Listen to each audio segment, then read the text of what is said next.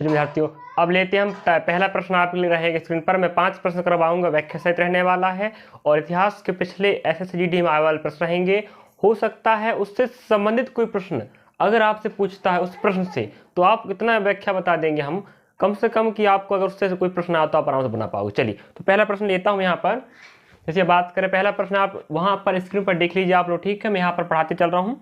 जैसे पहला प्रश्न लिया मैंने, जैन धर्म के नियमों का पालन करना निम्नलिखित में से किसके लिए कठिन था।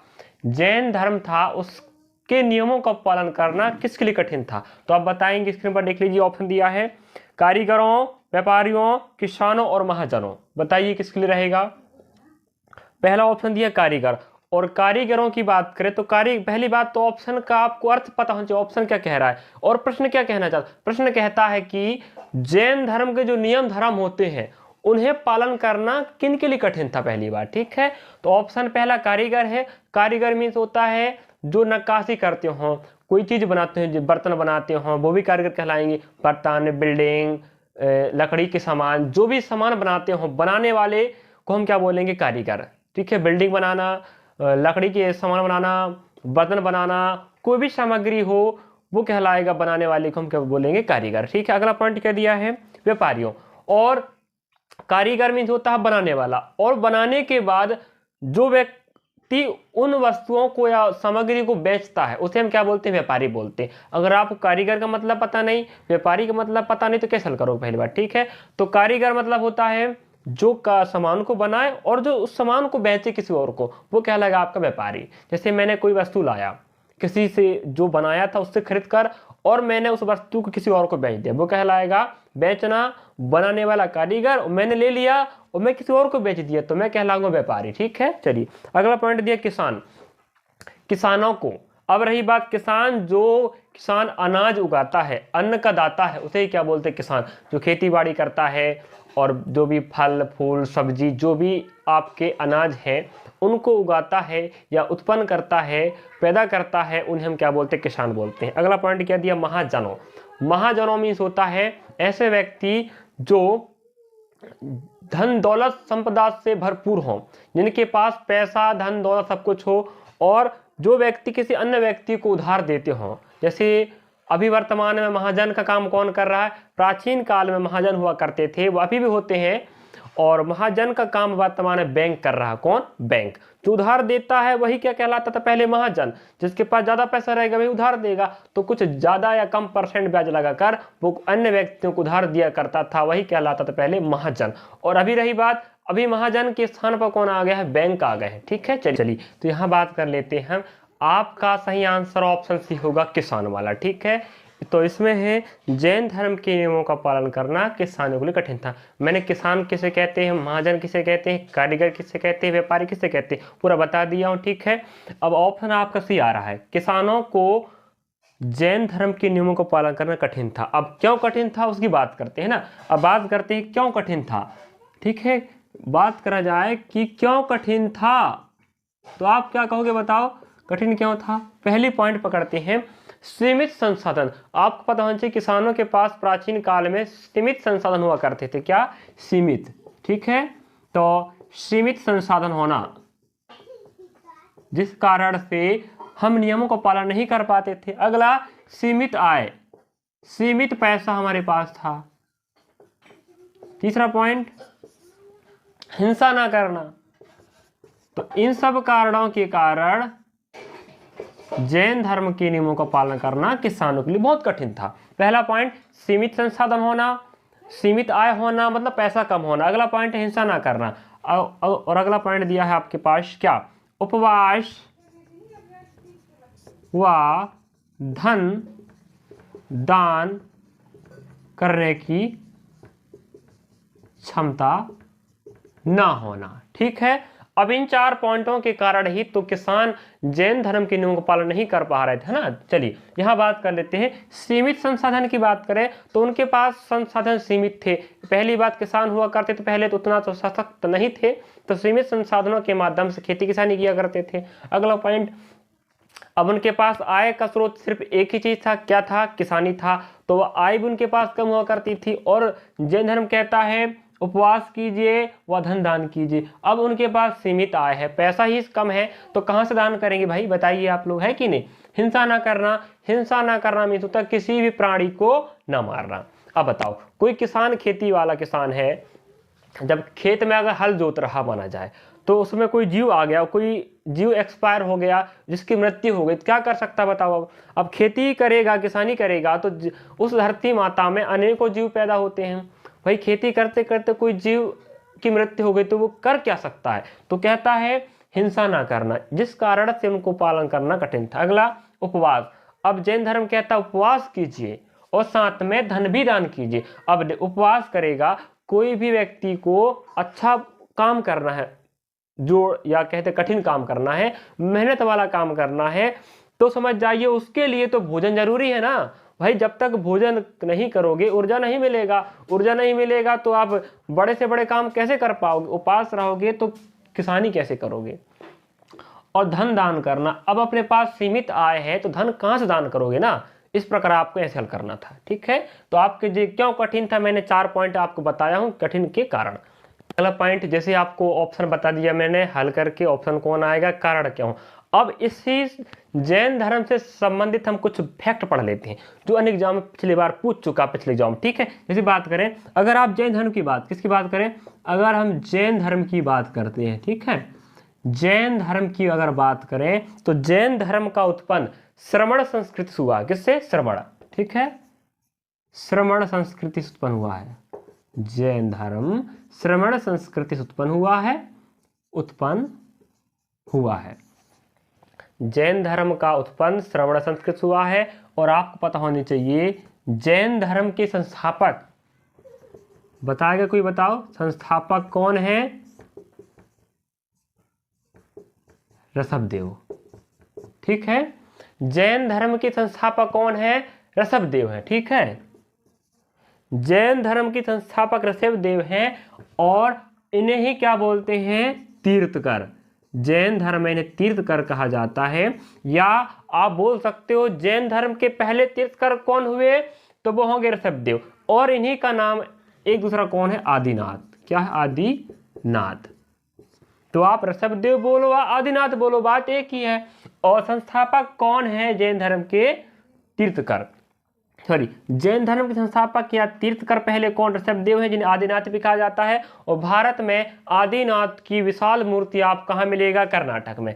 तो आदिनाथ का विशाल मूर्ति मतलब बहुत बड़ा मूर्ति भारत में जो मिलेगा आपको कर्नाटक में। और कर्नाटक की राजधानी क्या है, कोई बताएगा, बेंगलुरु। ठीक है, अब रही बात, और बेंगलुरु क्या बोलते हैं, सिलिकॉन सिटी कहा जाता है, याद रखेंगे। तीर्थकर कौन हुए, ऋषभदेव, आदिनाथ। और लास्ट 23 नंबर के कौन है, बताओ कोई बताएगा, 23 नंबर कौन है, पार्श्वनाथ। ठीक है, 23 नंबर के आपके तीर्थकर कौन है, पार्श्वनाथ, जिनकी 5 बातें प्रमुख है, शिक्षक के तौर पर जैन धर्म में चलते रहते। ठीक है, उनको बताने वाला फिलहाल अभी में। और आपके 24 नंबर के तीर्थकर कौन हुए, भगवान वर्धमान, बताओ, भगवान वर्धमान महावीर, वर्धमान महावीर। चलो, अब रही बात 23 नंबर के पार्श्वनाथ हैं, जिनकी 5 शिक्षाएं प्रमुख हैं। कौन कौन सी मैं बताऊंगा, और जो प्रसिद्ध है। और रही बात, आपको पता होनी चाहिए 5 शिक्षाएं जरूरी है जो शिक्षा के तौर पर दिया जाता है जैन धर्म के भिक्षुओं को या दिगंबरों को। ठीक है, अब रही बात यहाँ पर पहली पॉइंट की बात करें तो क्या होता है, हिंसा ना करना। पार्श्वनाथ जो 23 नंबर के हैं तीर्थकर कह के गए हैं शिक्षा देकर, हिंसा ना करना। ठीक है, अगला पॉइंट रहेगा चोरी ना करना, चोरी ना करना। अगला पॉइंट रहेगा सत्य बोलना, अगला पॉइंट रहने वाला सत्य बोलना। अगला रहेगा आपका ब्रह्मचर्य का पालन करना, ब्रह्मचर्य का पालन करना। बताए, देखो, पहला हिंसा ना करना, चोरी ना करना, सत्य बोलना, ब्रह्मचर्य का पालन करना, फिर धन दौलत संपत्ति ना रखना। ठीक है, तो इन 5 बात को कहकर कौन गए हैं आपके 23 नंबर के तीर्थकर, पार्श्वनाथ। ठीक है, क्या, हिंसा ना करना, किसी प्राणी को ना मारना, जीवित प्राणी को ना मारना, चोरी नहीं करना है, हमें सत्य बोलना है, ब्रह्मचर्य का पालन करना है, धन दौलत संपत्ति नहीं रखना है। ये बोलकर गए आपके पार्श्वनाथ शिक्षा के तौर पर। अब बात करें यहाँ पर हम 24 नंबर की आपके भगवान वर्धमान महावीर है, और वर्धमान है इनका ये बचपन का नाम है। ठीक है, तो बचपन का नाम महावीर जो जैन धर्म के 24 तीर्थंकर हुए उनका क्या नाम था? वर्धमान। ठीक है, और रही बात इनका जन्म, इनका जन्म कहाँ हुआ था? जन्म की बात करें तो बताएगा कोई? जन्म आपका इनका जन्म हुआ था भाई भगवान वर्धमान महावीर का कुंडग्राम में। कहाँ पर? कुंडग्राम में। ठीक है, इनका जन्म कुंडग्राम हुआ था और मृत्यु कहाँ पर हुआ है बताएं? पावापुरी में। पावापुरी में। तो सभी जानकारी आपके लिए बहुत महत्वपूर्ण याद रखें। इतनी जानकारी जो बता रहा हूं मैं आपके अन्य एग्जाम में अगर इससे संबंधित कोई प्रश्न पूछता, अगर आप जैन धर्म की जानकारी पढ़ो तो बहुत सारा जानकारी। ठीक है, और सुन लो।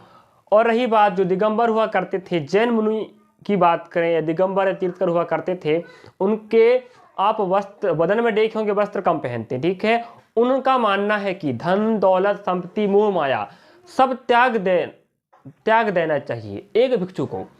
जैन मुनि या दिगंबरों का कहना है कि एक भिक्षु को या जैन धर्म के पालन करने वालों को धन दौलत संपत्ति सब मोह माया सब त्याग देना चाहिए, जिस कारण से उन धर्म के जो मुनि होते हैं, दिगंबर होते हैं, भिक्षु होते हैं, वो क्या करते हैं? कपड़े धारण नहीं करते हैं, आप देखे होंगे।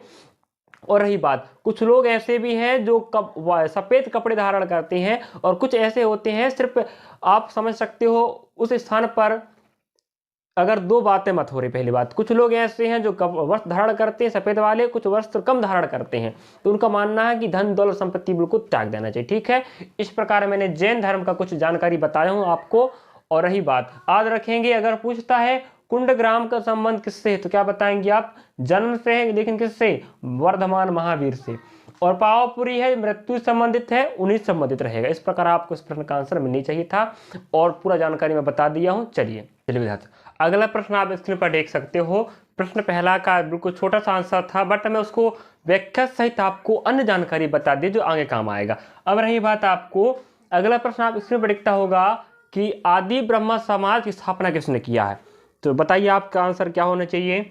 आदि ब्रह्म समाज की स्थापना किसने किया है? तो आप कहोगे option A Debendranath Tagore, option B Keshab Chandra Sen, अगला राजा राम मोहन राय, और अगला रविन्द्रनाथ टैगोर।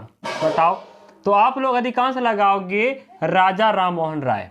सही बात है, बताइए आदि ब्रह्म समाज की स्थापना किसने किया है बताएं? तो आप लोग कहोगे भाई राजा राम मोहन राय। बट ध्यान रखें, आपका आंसर बिल्कुल गलत है। आपको ब्रह्म समाज नहीं पूछ रहा है, आदि ब्रह्म समाज पूछ रहा है। तो बताएं आंसर क्या होगा आदि ब्रह्म समाज की बात करें तो? चलिए मैं बता देता हूं ना, यहां आपका सही आंसर होना चाहिए option number A. Option A आपका बिल्कुल राइट आंसर है। मैंने इसका जो संस्थाएं बनी थी ना आजादी के समय, इस वाला जो इन लोगों को जो संस्था है उन लोग बनाए थे आपकी क्रांतिकारी जो भारतवासियों ने।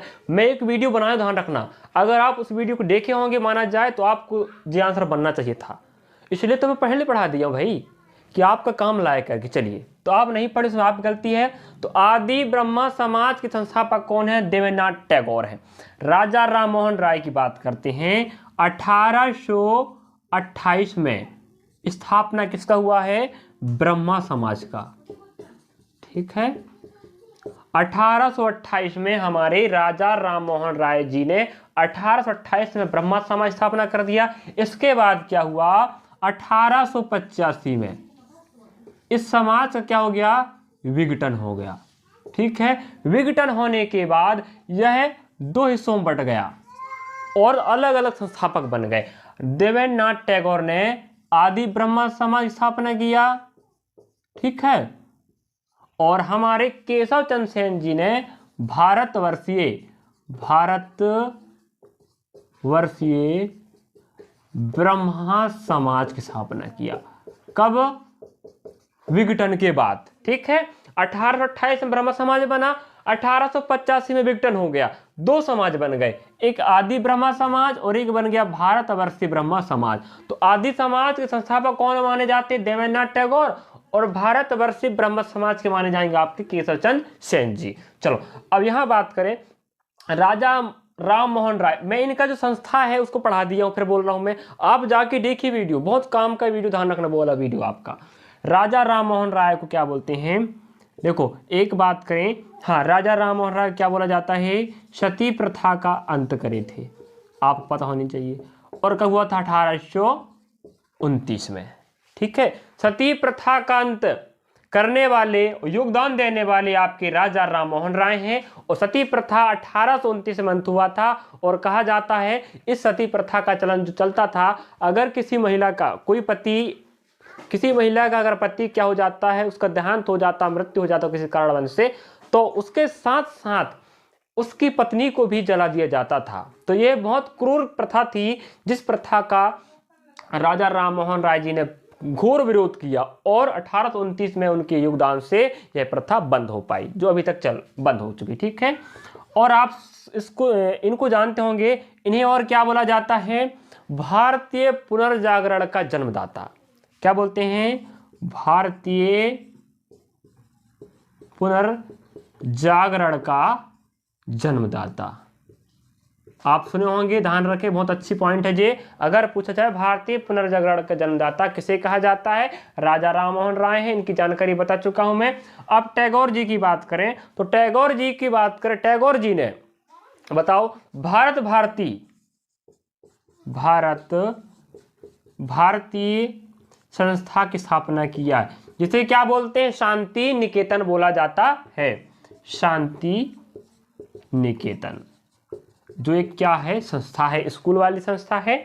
और रही बात भारत स्थापना शांति निकेतन, वहां आप पढ़ चुके हो, डेट ध्यान रखें तो आप लोग को याद होनी चाहिए। और रही बात यहाँ पर, टैगोर जी को क्या बोलते हैं, गुरुदेव। क्या बोलते हैं, गुरुदेव। जो नाम किसने उपाधि दिया है, तो आप कहोगे महात्मा गांधी जी, महात्मा गांधी जी, ठीक है। अब देखो, गुरुदेव महात्मा गांधी जी ने बोले, और गांधी जी को महात्मा किसने कहा है, रविन्द्रनाथ टैगोर ने जी ने। किसने बोले हैं, रविन्द्रनाथ टैगोर जी। समझ गए आप लोग, समझ गए होंगे मैं क्या समझाना चाह रहा हूं। रविन्द्रनाथ टैगोर जी हैं, जो भारतीय संस्था जिसे बोलते हैं शांति निकेतन की स्थापना किया है। और रविन्द्रनाथ टैगोर क्या बोलते हैं, गुरुदेव बोलते हैं। और किसने कहा, महात्मा गांधी जी ने। और महात्मा गांधी को महात्मा किसने बोले थे, रविन्द्रनाथ टैगोर जी ने। तो टैगोर जी को गुरुदेव महात्मा गांधी बोले, और महात्मा गांधी को महात्मा रविन्द्रनाथ टैगोर जी बोले। और आपको पता होना चाहिए शांति निकेतन कहाँ पर है, तो शांति निकेतन कहाँ पर है, पश्चिम बंगाल में, याद रखेंगे, पश्चिम बंगाल के कोलकाता में। आप पता होनी चाहिए, कोलकाता, पता है नहीं, बताइए। तो शांति निकेतन आपके पश्चिम बंगाल राज्य है, जो आपके पश्चिम क्षेत्र पड़ता है, पश्चिम बांग्लादेश से लगा हुआ है। और कोलकाता जिसकी राजधानी, वहीं पर आपका शांति निकेतन है। और यहाँ पर रही बात, जानकारी आपके लिए काफी है। तो आपको सिर्फ क्या पूछा था, राजा राम मोहन राय, अगर आप टिक लगाए थे माना जाए सही आंसर, तो आप गलत है, उसका आंसर क्या है, देवेंद्रनाथ टैगोर। आप समझ गए थे, जानकारी बता चुका हूं मैं। चलिए अगला प्रश्न लेते हैं आपके लिए विद्यार्थियों, अगला प्रश्न लेते हैं आपके लिए। प्रश्न क्रमांक 3 है, आपको अच्छा समझ में आता होगा, मैं उम्मीद रखता हूँ। रही बात, प्रश्न भले छोटा हो, भले ही छोटे एग्जाम आया हो, लेकिन फिर बोल रहा हूँ उसका जो बेसिक डिटेल हम बता रहे हैं आपको, एग्जाम में काम आने वाला 100% गारंटी रहेगी, ध्यान रख। चलिए अगला प्रश्न लेता हूं मैं, निम्नलिखित में से किस मौर्य शासक ने बौद्ध धर्म प्रचार प्रसार का बीड़ा उठाया था। आपके ऑप्शन है बिंदुसार, अशोक, देववर्मन और संप्रति। तो बताएं क्या आंसर होगा इसका, क्या बोल रहा है प्रश्न, मौर्य शासक का नाम, ऐसे मौर्य शासक का नाम ढूंढिए जो बौद्ध धर्म के प्रचार प्रसार के लिए जिम्मा उठाया था, ये कहना चाह रहा है। तो अगर हम बात करें तो इसका आंसर सही है अशोक, सम्राट अशोक, जिसके नाम से आप परिचित हैं इतिहास में, ठीक है। अब हम बात कर लेते हैं सम्राट अशोक की जानकारियां। थोड़ा सा हम पीछे चलते हैं, ठीक है। अगर आपको इतिहास समझना है तो इतिहास पूरा पढ़ना पड़ेगा, बट इतिहास के ऐसे कुछ प्रश्न होते हैं जिनको अच्छी समझ लो आप ना, अगर उससे संबंधित कोई प्रश्न आता तो आराम से बना पाओगे। इतना कोशिश कर रहा हूं मैं कि डाटा इतना दे दूं आपको मैं एक ही प्रश्न में, उससे रिलेटिव बस। चलिए अब हम बात कर लेते हैं। देखो आपको विदित होगा प्राचीन इतिहास में, प्राचीन इतिहास के प्राचीन काल के राजाओं ने क्या करते थे, अपने आसपास के क्षेत्र में अधिकार स्थापित करने के लिए, शासन चलाने के लिए क्या बनाया करते थे? महाजनपद। महाजनपद आप सब परिचित हैं, होंगे परिचित ना। इन्हीं में से आपको पता होगा 16 महाजनपद हुआ करते थे प्राचीन इतिहास में। ठीक है, 16 महाजनपद में से आपको एक मगध जनपद याद होगा। क्या? मगध। मगध। तो आपको मगध जनपद याद होगा जिसकी राजधानी क्या थी? राजगृह या गिरिब्रज। ठीक है, महाजनपदों की बात करें तो प्राचीन काल में 16 हुआ करते थे। आपको अगर नहीं याद है तो मैं कह रहा हूं आपको होमवर्क ही रहेगा। तो 16 महाजनपद आप याद कर आइए, मैं अलग से आपको पढ़ा दूंगा उनको। ठीक है, देखो 16 महाजनपद आपको जनपद याद होनी चाहिए, राजधानी पता होनी चाहिए, वर्तमान क्षेत्र क्या है जी, इतना जानकारी आप पता, अगर वहां से कोई प्रश्न पूछता तो आप बना पाओगे। ध्यान रखें, वहां से भी एक प्रश्न आ सकता है और आता है। मगध की बात करें जिसकी राजधानी क्या हुआ करती थी? राजगृह। और यहाँ पर सर्वप्रथम एक हर्यक वंश के राजा का नाम आता। किस वंश के? हर्यक। मैं लेके चल रहा हूं, जो मेन प्रश्न था उसका आंसर मैं बता दिया, सम्राट अशोक। अब अशोक की जानकारी पढ़ेंगे तो थोड़ा पीछे पढ़ लेते हैं। ठीक है, हर्यक। अब हम बात करें मगध में। मगध का उत्कर्ष कह सकते हो आप, है ना। हर्यक वंश के एक राजा हुआ करते थे। किस वंश के? हर्यक वंश के, जिनका नाम क्या था? बिंबिसार। देखो बिंदुसार अलग है, बिंबिसार अलग है। देखना मैं कैसे आप समझाने का प्रयास कर रहा हूं। मगध की बात करें तो सर्वप्रथम हर्यक वंश के राजाओं ने राज किया। अब उनमें से संस्थापक कौन थे? बिंबिसार। संस्थापक बिंबिसार हैं और पहले राजा भी कौन है? बिंबिसार। ठीक है, और दूसरे राजा कौन है? अजातशत्रु। कौन? अजातशत्रु। और तीसरे नंबर के राजा कौन है? उदयन। देखते चलें आप लोग। और चौथे नंबर कौन रहेगा आपके बताएं? नागदशक। कौन? नागदशक। चलिए, अब हुआ क्या, आप समझने का प्रयास करेंगे बस इतिहास के प्रश्नों को। देखो जरा, हर्यक वंश के राजा मगध पर बैठे, तो अगर आप पूछा जाए बिंबिसार संस्थापक थे हर्यक वंश के, और बिंबिसार के पुत्र कौन थे? अजातशत्रु थे, और उदयन उनके पुत्र थे, और उदयन का बेटा नागदशक था। अब यहाँ हुआ क्या, बिंबिसार को उनके बेटे ने मारा और राजगद्दी पर बैठ गया। अब हुआ क्या, अजातशत्रु को उसके बेटे ने मारा, गद्दी पर बैठ गया। तो यहां पर उदयन ने अपने बाप को मारा और अजातशत्रु ने अपने बाप को मारा और राजगद्दी पर बैठे। इस प्रकार इन लोगों ने शासन किया है। और ध्यान रखें, बिंबिसार एक ऐसा व्यक्ति था जो अपने साम्राज्य को फैलाने के लिए आसपास क्षेत्र में अच्छा अपना संबंध बनाने का प्रयास करता था कि अपना क्षेत्र बढ़ाऊं। अपना साम्राज्य का क्षेत्र बढ़ाने के लिए उन्होंने कई शादियां भी की है और आसपास के लोगों से हाथ मिलाया, राजाओं से, जिससे संबंध अच्छा रहे तो उनका क्षेत्र बढ़ता रहे। ठीक है, अब हुआ क्या, इस समय की बात करें हम, बिंबिसार, अजातशत्रु, उदयन, नागदशक। अब नागदशक यहां पर बैठा, तो इनका एक आत्मज कहो या आप क्या कह दो, संबंधी, एक संबंधी था। ठीक है, जिनका नाम क्या था बताएं? शिशुनाग था। ठीक है, उनका नाम क्या था? शिशुनाग था। अब हुआ क्या, लास्ट नागदशक बैठे, उदयन के बाद नागदशक बैठे, उनका संबंधी कौन था? शिशुनाग था। इन्होंने क्या किया, नागदशक को आपदस्थ कर दिया, मतलब उनके पद से हटा दिया और खुद बैठ गए। तो हुआ क्या, हर्यक वंश आया, उसके बाद कौन सा वंश आएगा आपका? नागवंश।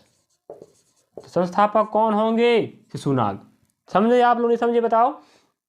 नागदशक का संबंधी शिशुनाग था। शिशुनाग ने क्या किया है, नागदशक को आपदस्थ कर दिया, उनके पद से हटा दिया और खुद बैठ गए उनकी गद्दी पर। तो शिशुनाग ने बैठ गया तो नागवंश का क्या हो गया?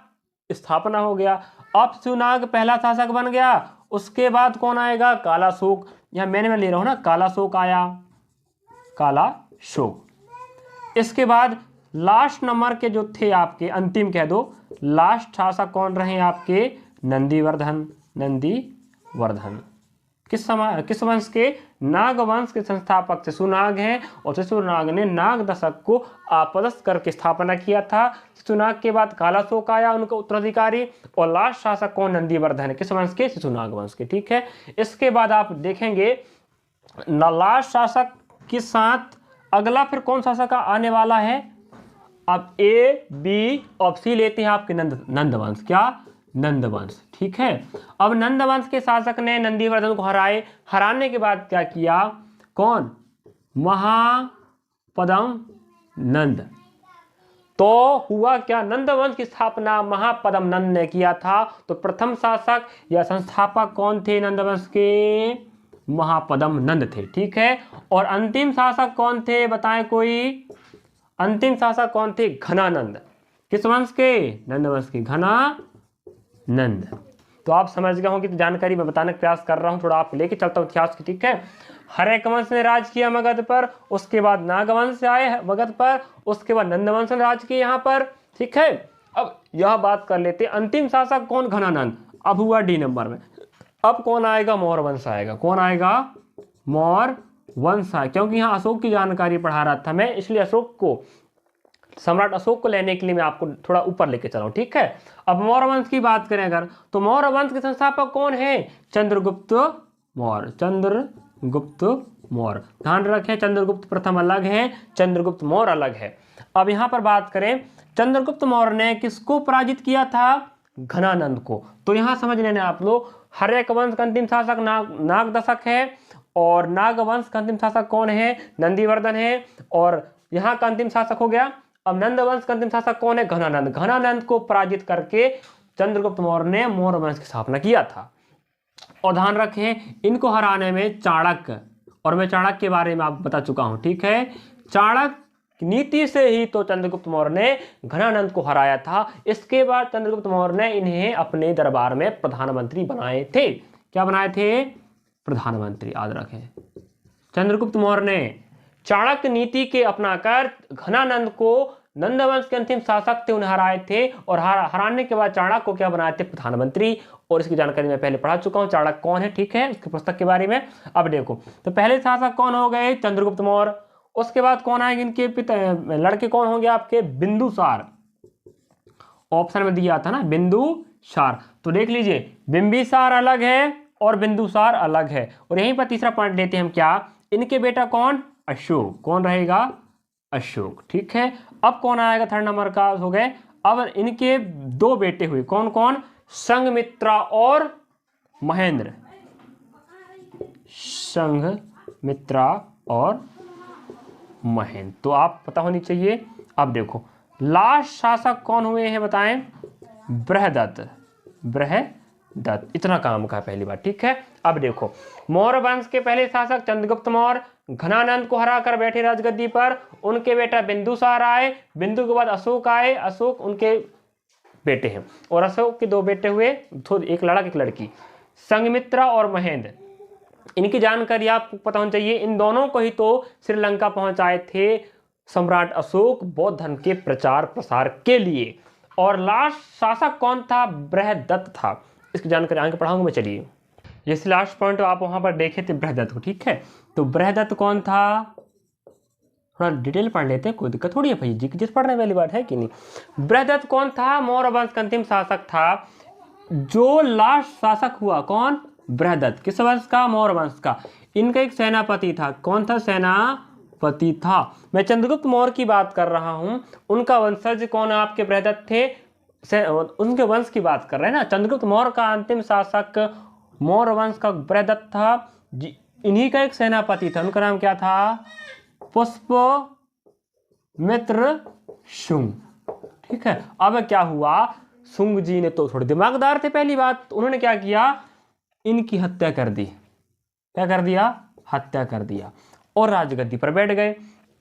अब कौन सा वंश आएगा? शुंग वंश आएगा। तो आप समझ गए होंगे, शुंग वंश।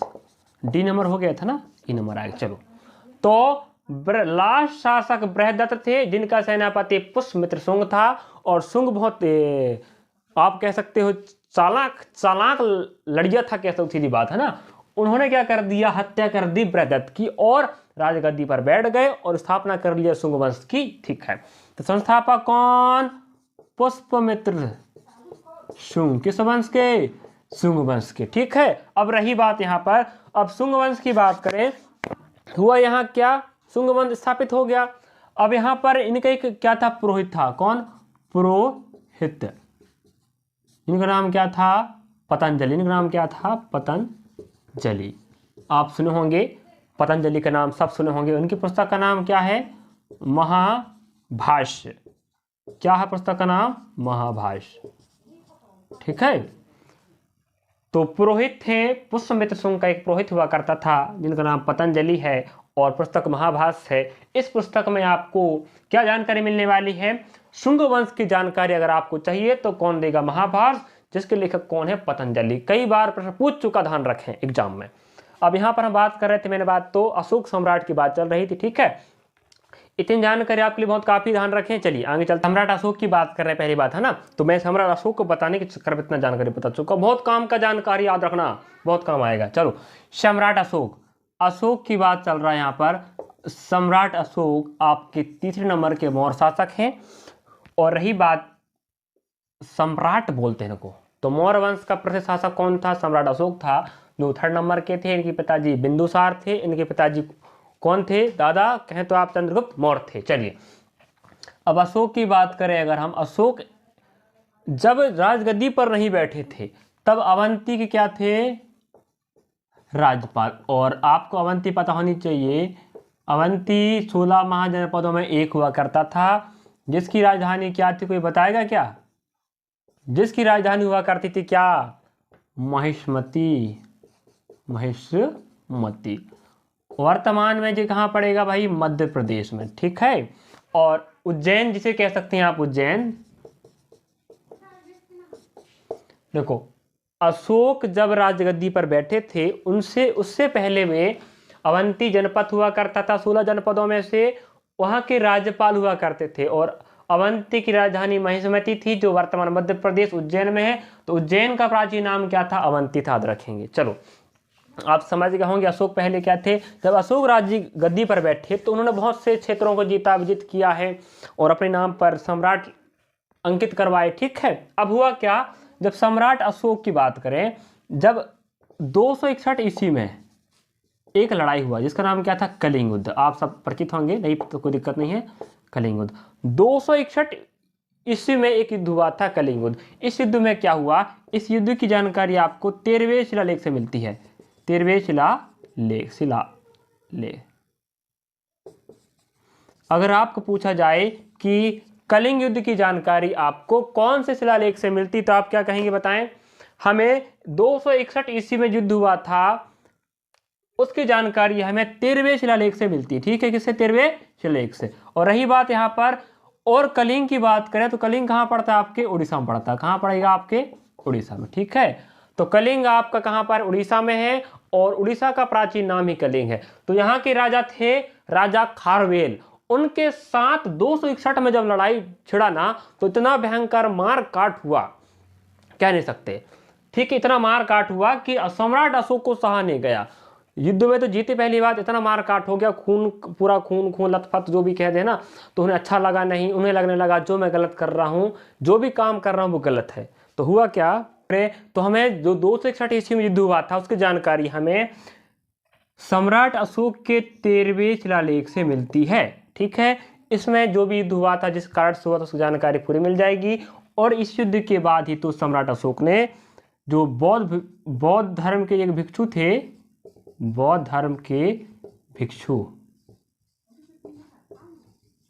जिनका नाम क्या था? उपगुप्त था। इन्हीं की अनुशंसा पर क्या अपना लिए थे फिर? बौद्ध धर्म। कौन? सम्राट अशोक। तो आप याद रखें, 261 युद्ध हुआ तो उसकी जानकारी हमें कहां से मिलती? 13वें शिलालेख से। और इस युद्ध के बाद ही तो उन्होंने क्या अपनाए थे? बौद्ध धर्म।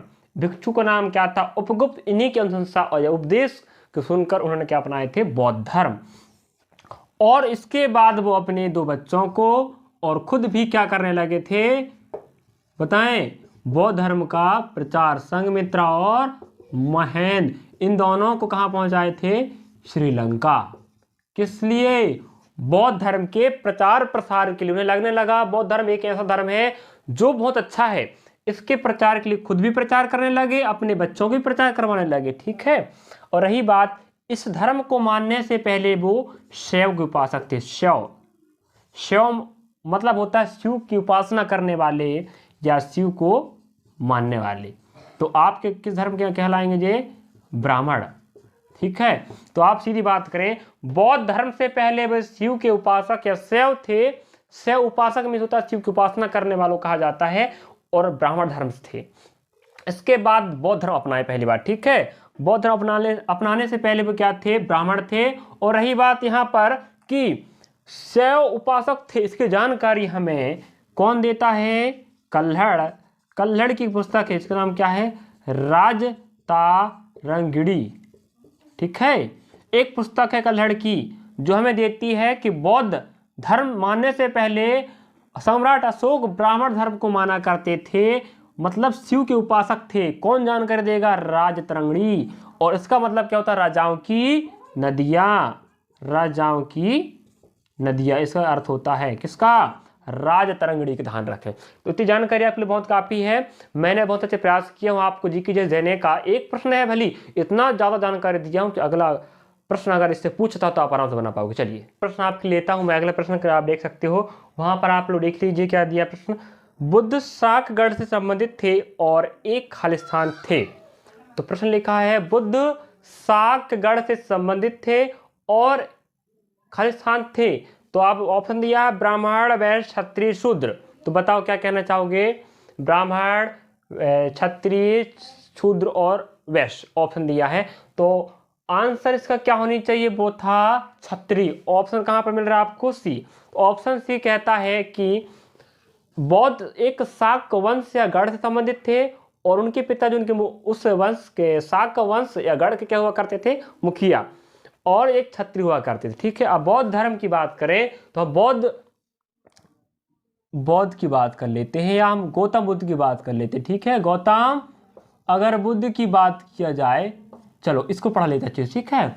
गौतम बुद्ध की बात करें तो इनकी बात करें, इनका जन्म 563 ईसा पूर्व कहाँ हुआ था? लुम्बिनी। ये कहाँ पड़ा था? आपके नेपाल में। ठीक है। जानकारी बहुत है, ध्यान रख के बताने का प्रयास कर रहा हूं मैं। और इनका मृत्यु कहाँ पर हुआ था?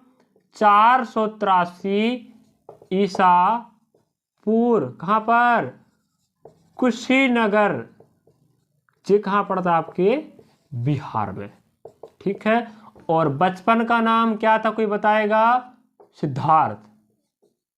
सबको विदित होगा, बचपन का नाम क्या था? सिद्धार्थ था। ठीक है।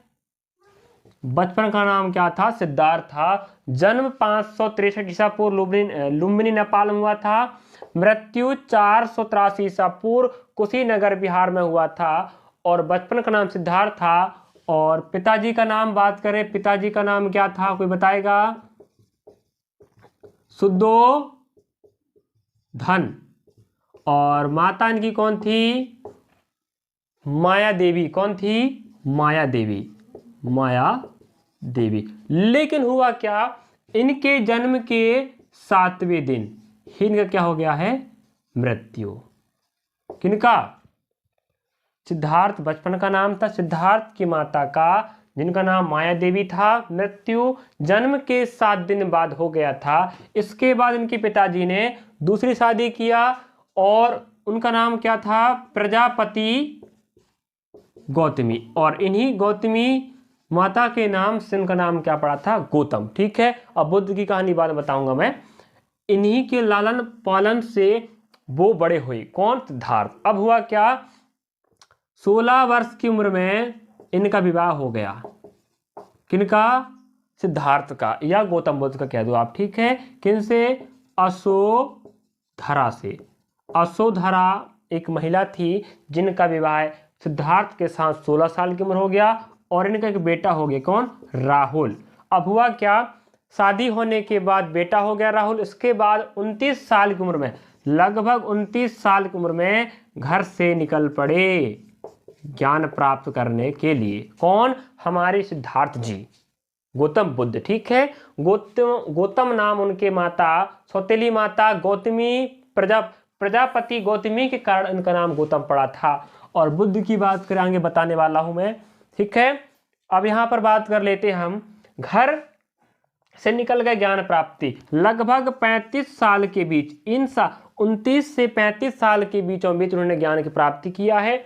और 35 साल में लगभग उन्हें ज्ञान की प्राप्ति हो चुकी थी। जो बिहार के एक स्थान था, जगह था, बिहार एक जगह था जहां पर एक क्या था, पीपल का पेड़ था। वहीं पर वैशाख की पूर्णिमा की रात में, याद रखिए वैशाख भी काम का है, वैशाख की पूर्णिमा की रात को इन्हें ज्ञान की क्या हो गई, प्राप्ति। किन्हें? सिद्धार्थ। याद रखेंगे 35 साल में लगभग ज्ञान की प्राप्ति हुई है। 35 साल की उम्र, बिहार की जगह था जहां पीपल का पेड़ था, वहां पर क्या किए, ज्ञान अर्जित कर रहे थे, अपनी तपस्या पे विलीन थे। वैशाख की पूर्णिमा की रात थी, याद रखना, इस प्रश्न को पूछा है वैशाख वाला। ठीक है, वैशाख की पूर्णिमा की रात को ज्ञान की प्राप्ति हो गई। तो इस दिन क्या मनाते हैं, गौतम बुद्ध का, जो गौतम बुद्ध का त्यौहार मनाया जाता, ध्यान रखें हिंदू लोग। ठीक है, इसको, और या जो कह दें आप गौतम बुद्ध को मानने वाले, बौद्ध धर्म को मानने वाले। अब हुआ क्या, ज्ञान की प्राप्ति होने के बाद उन्होंने क्या किया है, पहली बार पाली भाषा में, कहां पर, सारनाथ पर क्या दिए थे, उपदेश। याद रखेंगे। ठीक है, पहली बार पाली भाषा में सारनाथ में उपदेश दिए थे हमारे गौतम बुद्ध जी ने। अब रही बात, जब उन्हें ज्ञान की प्राप्ति हो गई ना, तो उन्हें क्या कहा गया, बुद्ध। तो पहले तो गौतम उनकी माता, सौतेली माता गौतमी कारण पड़ा था। और बुद्ध क्यों कहते हैं, जब उन्हें ज्ञान की प्राप्ति हो गई तो क्या बोला जाने लगा, बुद्ध कहाँ जाने लगा, तो गौतम बुद्ध पड़ गया। और रही बात, जिस स्थान पर उन्हें ज्ञान की प्राप्ति हुई थी उसे क्या बोलते हैं, बोध गया। तो वर्तमान में यह कहां पर है, आपके बिहार में। याद रखेंगे, तो बोध गया आपके बिहार पर है। और बोध गया नाम पड़ गया उस जगह का जहां पीपल का वृक्ष था, जहां उन्हें ज्ञान की प्राप्ति हुई थी। ध्यान रखें, इतनी जानकारी बहुत काफी है। और रही बात यहाँ पर हम क्या बता सकते हैं आपको, पहली बार पाली सारनाथ उपदेश बोध गया बिहार में। तो इतना काफी है आपके लिए बुद्ध की जानकारियां। यहाँ को छूट गया है, देखो, जब उनकी मृत्यु हो जाती है ना, इसे क्या बोलते हैं, महापरिनिर्वाण। ठीक है, क्या बोलेंगे, महापरिनिर्वाण कहा जाता। उनकी मृत्यु को बौद्ध धर्म में महापरिनिर्वाण कहा जाता है। जब घर से निकले थे ना, उसे बोलते हैं महाभिनिष्कर्षण। क्या बोलते हैं, महाभिनिष्कर्षण बोलेंगे। घर से निकलने को क्या बोलेंगे, महाभिनिष्कर्षण। और रही बात, जब पहली बार वो क्या दिए तो उपदेश, इसे बोलते हैं धर्म चक्र प्रवर्तन। ठीक है, धर्म चक्र प्रवर्तन कहा जाता है। याद रखेंगे, क्या, जब घर से निकले तो महाभिनिष्कर्षण, जब मृत्यु हुई तो क्या बोले, महापरिनिर्वाण। और जब पहली बार क्या दी उपदेश तो क्या बोलते हैं, धर्म चक्र प्रवर्तन। इतना जानकारी आपके लिए बहुत जरूरी है और काफी। चलिए अगला प्रश्न आपके लिए रहेगा, प्रश्न क्रमांक 5, आप देख सकते हो स्क्रीन पर, मैं यहाँ पढ़ते देता हूँ। क्या दिया, नालंदा विश्वविद्यालय की स्थापना खालिस्तान द्वारा 5वीं शताब्दी में किया गया था। नालंदा विश्वविद्यालय की स्थापना खालिस्तान द्वारा 5वीं शताब्दी में किया गया था। तो आपके पास ऑप्शन है, ध्यान रख, इस जो प्रश्न भी लिखा है ना वहाँ पे स्क्रीन पर, इससे संबंधित कोई भी प्रश्न पूछ सकता है, ध्यान रखें। तो ऑप्शन दिया है कुमारगुप्त, समुद्रगुप्त और चंद्रगुप्त प्रथम और स्कंदगुप्त कह सकते हैं। चलिए यहाँ पर बात कर लेते हैं। तो आप बताना चाहो कि आंसर क्या होगा, बताइए जरा। तो इसका ऑप्शन सही आंसर है समुद्रगुप्त ना होकर कुमारगुप्त। चलिए तो नालंदा की बात कर लेते हैं। नालंदा, चलिए नालंदा विश्वविद्यालय आप सुने होंगे। देखो, नालंदा एक स्थान का नाम है, जिला है। स्थान एक क्या है, जिला है। नालंदा क्या है, एक जिला है जो कहाँ पड़ता है, आपके बिहार में। और प्राचीन काल में विश्वविद्यालय हुआ करता था। विश्वविद्यालय कहाँ पर, नालंदा में, उसी की बात चल रहा है। ठीक है, नालंदा स्थान है, जिला है बिहार का, और इसकी राजधानी क्या है, पटना। ठीक है, अब रही बात यहाँ पर विश्वविद्यालय की बात करें जिसका नाम नालंदा है, स्थान जिला बिहार पटना। समझ गए आप लोगों ने, स्थान नालंदा है, जो जिला भी है नालंदा, बिहार है, राज्य का नाम राजधानी पटना है। अब देखो विश्वविद्यालय था नालंदा विश्वविद्यालय, जिसकी स्थापना कुम्हार गुप्त ने किया था, जो गुप्त वंश के शासक थे, याद रखें। तो कुम्हार गुप्त क्या थे? गुप्त वंश के शासक थे। इन्होंने क्या किया था? गुप्त वंश की स्थापना किया था, क्षमा चाहता हूं, विश्वविद्यालय की स्थापना किया था। कब किया था? 5वीं शताब्दी में। तो याद रखें, आपको यहां से कुछ भी प्रश्न पूछ सकता है। पहली प्रश्न क्या पूछ सकता है? स्थापना कब हुआ था, किसने किया था, किस वंश के शासक ने किया था। ठीक है, अब रही बात, अब गुप्त वंश की स्थापना किसने किया था? किसी को पता है? श्री गुप्त ने किया था। और इनके उत्तराधिकारी कौन थे? घटोत्कच थे, कच्छ। ठीक है, तो गुप्त वंश के संस्थापक श्री गुप्त थे, उनका बेटा उत्तराधिकारी घटोत्कच था। और गुप्त वंश का प्रसिद्ध शासक कौन था? कौन था बताएं? चंद्रगुप्त प्रथम था, ना कि मौर्य। ठीक है, मौर्य वाला अलग है। तो प्रसिद्ध शासक चंद्रगुप्त मौर्य था। इनका विवाह है, कौन था? लिच्छवी राजकुमारी, कौन थी? कुमारी देवी से हुआ था। ठीक है, अब रही बात यहाँ पर, प्रसिद्ध शासक कौन हुआ गुप्त वंश का? चंद्रगुप्त प्रथम, जिनका विवाह लिच्छवी राजकुमारी कुमारी देवी से हुआ था। इनका एक बेटा था जिनका नाम क्या था? समुद्रगुप्त। ध्यान रखें, जो बहुत प्रसिद्ध शासक बना, याद रखेंगे। समुद्रगुप्त के पिताजी कौन थे? चंद्रगुप्त प्रथम थे। और समुद्रगुप्त की बात करें तो समुद्रगुप्त को क्या कहा जाता है? कोई बताएगा? भारत का नेपोलियन कहा जाता है। अब क्यों कहा जाता है उसकी जानकारी बताऊंगा पहली बार। ठीक है, अब देखो, भारत का नेपोलियन हमारे समुद्रगुप्त को कहा जाता है। इसलिए कहा जाता है, जो काम नेपोलियन बोनापार्ट करता था कि अपने क्षेत्र में जब बढ़ते चलेगा ना, अपने साम्राज्य को फैलाते चलता था, तो समुद्रगुप्त को हराना सबकी बस की बात नहीं थी। उसी प्रकार कहते हैं कि जो नेपोलियन बोनापार्ट था, उनको भी हराना मुश्किल था। तो अपने क्षेत्र को जहां भी चलता था, जहां बढ़ते चलता था, अपने साम्राज्य को स्थापित कर देता था। वही काम आपके समुद्रगुप्त किया करते थे, जिस कारण से उन्हें भारत का नेपोलियन कहा जाता है। देखो यहां बात करें दक्षिणावर्त, और आपके पास दिया है, चलिए, तो भारत का नेपोलियन कहने का कारण क्या है? दक्षिणावर्त और आर्यावर्त। ठीक है, दक्षिण क्षेत्र और उत्तरी हिस्से में क्या किए थे? हमारे भारत के नेपोलियन कहे जाने वाले समुद्रगुप्त ने पूरा अपना क्षेत्र फैला लिया था। कहां पर? दक्षिणावर्त और आर्यावर्त में। ठीक है, अपने क्षेत्र को फैला के रखा था, और उन्हें हराना सबकी बस की बात नहीं थी। यही कारण से उन्हें भारत का नेपोलियन कहा जाता है। और रही बात, और प्रसिद्ध शासक हुए, इनके समय जो सिक्के चलते थे ना, समुद्रगुप्त के समय सिक्के चलते थे, वहां पर इन्हें वीणा बजाते हुए दिखाया गया है। वीणा बजाते हुए दिखाया गया है। सिक्कों पर समुद्रगुप्त को वीणा बजाते हुए दिखाया गया। इसका मतलब क्या होता है? कि वो संगीत के प्रेमी थे भाई, है कि नहीं? तभी दिखाया गया है। तो आप कह सकते हो संगीत के क्या थे? वो प्रेमी थे। कौन थे? सिक्कों पर वीणा बजाते हुए हमारे समुद्रगुप्त को दिखाया गया, जिन्हें क्या बोलते हैं? भारत का नेपोलियन।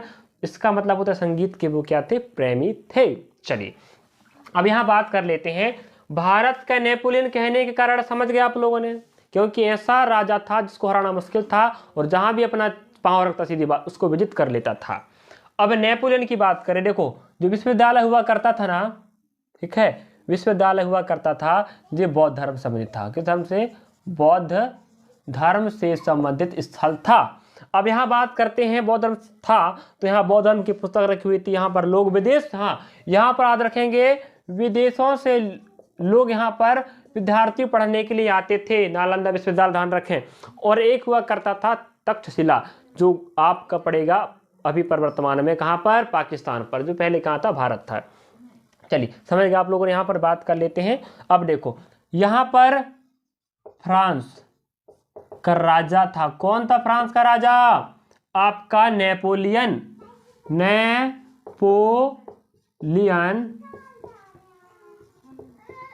बोनापार्ट। इनका पूरा नाम क्या है? Napoleon Bonaparte.